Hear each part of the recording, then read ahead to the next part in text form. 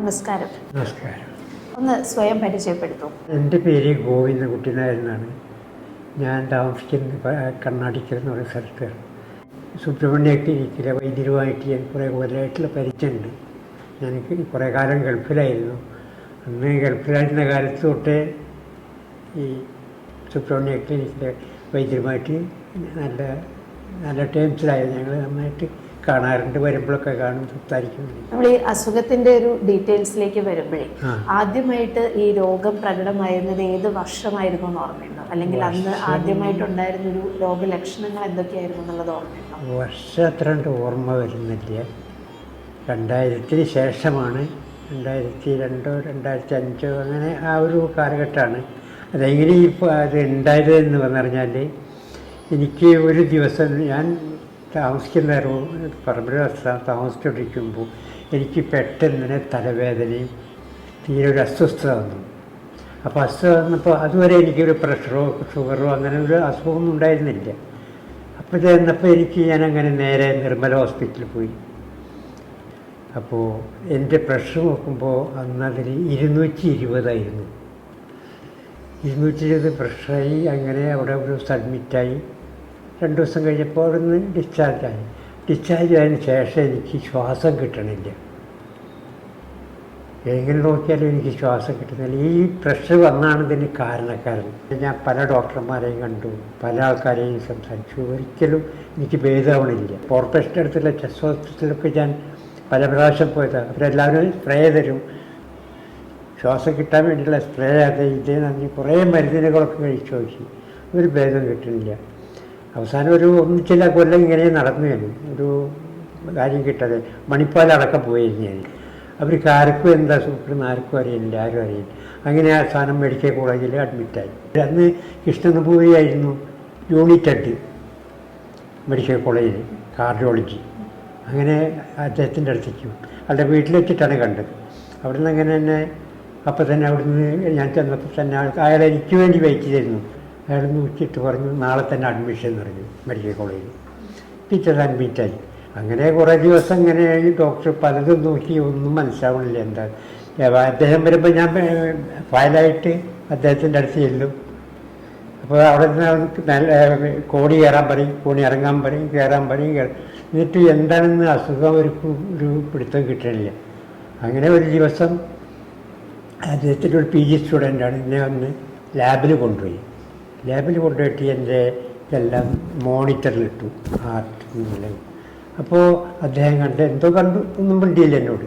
അങ്ങനെ പിറ്റേന്ന് അപ്പോൾ ഇപ്പോഴും പറഞ്ഞ് കാലത്ത് കൃഷ്ണൻപൂരി വന്നപ്പോൾ എന്നെ ഓഫീസിലേക്ക് വിളിച്ചു.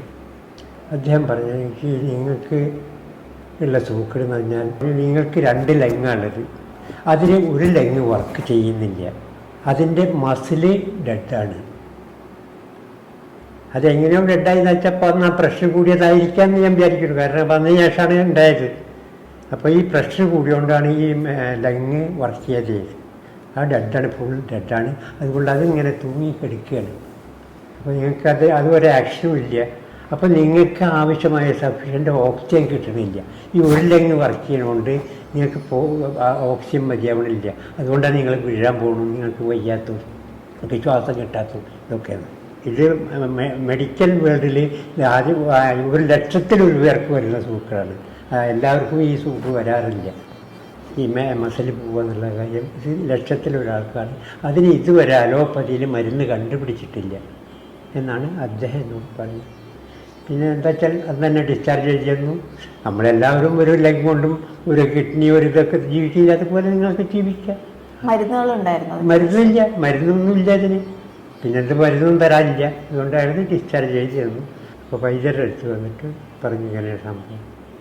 ശരി നോക്കാമെന്ന് പറഞ്ഞു. വൈദ്യർ മരുന്ന് തുടങ്ങി. കുറേ കഷായങ്ങൾ ഒരു 5-6 മാസത്തോളം അദ്ദേഹം തന്നു മരുന്ന്. നന്നായിട്ടാണ് എനിക്ക് ഓർമ്മ വന്നു. ഞാൻ ഒരാഴ്ച കഴിഞ്ഞ് വന്നു. അപ്പോൾ അദ്ദേഹം ഒരു മരുന്ന് എഴുതി തന്നു വൈദ്യർ. ആ മരുന്ന് ഒക്കെ ഇവിടെ മരുന്ന് ഞങ്ങൾ ഉണ്ടാക്കി കഴിക്കലാണ്. ഒക്കെ അരിഞ്ഞ് ശരിയാക്കി തരുള്ളൂ, കഷായമായിട്ട് തരില്ല. കഷായം നമ്മൾ വീട്ടിൽ വന്ന് ഉണ്ടാക്കി 10 ദിവസം കഴിച്ചു. ആയത് പിന്നെ അടുത്തൊരു 10 ദിവസം കൂടി തന്നു. ആ 10 ദിവസം കഴിഞ്ഞപ്പോൾ 5 ദിവസം കൂടി കഴിഞ്ഞപ്പോൾ എനിക്ക് ശ്വാസം കിട്ടിത്തുടങ്ങി. എനിക്ക് ആകെ ഒരു വളരെ പഴയ പോലെ തന്നെയാണ്. എനിക്ക് ഒരു വിഷമമില്ല. പിന്നെ എന്തെടുക്കാനോ പിടിക്കാനോ നടക്കാനോ ഒന്നിനും ബുദ്ധിമുട്ടില്ല. അങ്ങനെ ഒരു സ്റ്റേജ് വന്നു. അപ്പം ഞാൻ ഏകദേശം എത്ര കാലം അങ്ങനെ ഒരു ചികിത്സയിലുണ്ടായിരുന്നു? മരുന്ന് കഴിച്ചിട്ടൊക്കെ ഏകദേശം എത്ര കാലത്തോളമാണ്? ഗ്രന്ഥം പഠിച്ചതിന് ശേഷം വൈദ്യർ തന്ന മരുന്നുകൊണ്ടാണ് ഇപ്പം ഇങ്ങനെ ഉണ്ടായത്. അത് കഴിഞ്ഞ് കൃഷ്ണൻപുരിയെ കണ്ടപ്പോഴും കൃഷ്ണൻപുരി പറഞ്ഞു ദൈവാനുഗ്രഹമാണോ എനിക്ക് തൻ്റെ സൂപ്പർ ഭേദമായിട്ടുണ്ട്, ഇനിയൊന്നും പ്രശ്നമില്ല, എനിക്ക് സുഖമാനും ജീവിക്കാം. അങ്ങനെയാണ് ഞാൻ എൻ്റെ സൂപ്പർ. അപ്പം എൻ്റെ അസുഖം ഭേദമാക്കിയത് വൈദ്യരാണ്. അന്നത്തെ ചികിത്സകൾ എന്തൊക്കെയാണ് ചെയ്തതെന്നുള്ള ഓർമ്മയിലുണ്ടോ? അഡ്മിറ്റ് ചെയ്ത് ചികിത്സകൾ ചെയ്തിട്ടുണ്ടായിരുന്നോ? ചികിത്സ കഷായമാണ് തന്നിരുന്നത് ഇവിടുന്ന്. ഈ മരുന്ന് കഴിച്ച് 15 ദിവസം കഴിഞ്ഞപ്പോൾ മരുന്ന് കഴിച്ചപ്പോൾ ശരിയപ്പോൾ വൈദ്യർ പറഞ്ഞു എന്നാൽ നമുക്ക് മറ്റേ വൈദ്യങ്ങളൊക്കെ ചെയ്യാമെന്നറിഞ്ഞു. വസ്തു ചികിത്സ ചെയ്യണമെന്നറിഞ്ഞു. ഒരു വസ്തു ചികിത്സയും ഒഴിച്ചതും കൂടിയിട്ട് രണ്ടും കൂടിയിട്ടായിരുന്നു. അത് ഒരു 3 കൊല്ലം അടുപ്പിച്ച് ചെയ്തു. അതിനുശേഷം എനിക്ക് വിഷമങ്ങളൊന്നും ഇല്ലാതെ ഇന്നും ജീവിക്കും. ഇപ്പം എനിക്ക് 82 വയസ്സായി. ഈ മരുന്നുകളൊക്കെ നിർത്തിയതിന് ശേഷം എപ്പോഴെങ്കിലും ഈ ലക്ഷണങ്ങൾ ഏതെങ്കിലും രീതിയിൽ പഴയതുപോലെ കാണാൻ അങ്ങനെ എന്തെങ്കിലും തോന്നിയിട്ടില്ല. അതിന് ശേഷം ഒന്നും വന്നിട്ടില്ല. ഇപ്പോൾ എങ്ങനെയാണ് ആയുർവേദ ചികിത്സ ചൂസ് ചെയ്തതിനെ കുറിച്ചിട്ടുള്ളൊരു അഭിപ്രായം എന്താണ്? അഭിപ്രായം ആയുർവേദമാണ് നല്ലത് എന്നാണ്. അത് ആയുർവേദം എന്ന് പറഞ്ഞാൽ സമയമെടുക്കും, പെട്ടെന്ന് എന്നാലും അത് കംപ്ലീറ്റ് മാറിക്കിട്ടും. എൻ്റെ ഭാര്യയ്ക്ക് തന്നെ ആമോദം ഉണ്ടായിരുന്നു. വൈദ്യുതിയടുത്ത് വന്നിട്ടാണ് നേരം മാറ്റിയത്. ആമോദം എന്ന് പറഞ്ഞാൽ എത്രയോ മരുന്ന് കഴിച്ചിരുന്നു. അവൻ മെഡിക്കൽ കോളേജിലെ ഒരു പ്രൊഫസറായിരുന്നു എൻ്റെ ഭാര്യ. അവർ എത്രയോ മരുന്ന് കഴിച്ചു. ഒരു മരുന്ന് കഴിച്ചിട്ടും കുറച്ച് കഴിഞ്ഞാൽ മാറും, പിന്നെയും വരും. അപ്പോൾ അതുകൊണ്ട് വേദനിച്ചിട്ട് പോയി അവിടെ വേദനയും ഇവിടെ വേദനിക്കണമെന്ന് പറയാത്തായിരുന്നു. അപ്പോൾ മരുന്ന് എന്ന് പറഞ്ഞാൽ ആയുർവേദം ഏറ്റവും നല്ലത് തന്നെയാണ്, അതാണ് നല്ലത്. പക്ഷെ അതാരും പെട്ടെന്ന് മാറില്ല എന്നുള്ളൊരു വിഷമത്തിൽ അതിനെ അവോയ്ഡ് ചെയ്യാണ്. പക്ഷേ ഒരു പ്രാവശ്യം ചെയ്തവരത് തന്നെ ആഗ്രഹിക്കുള്ളൂ.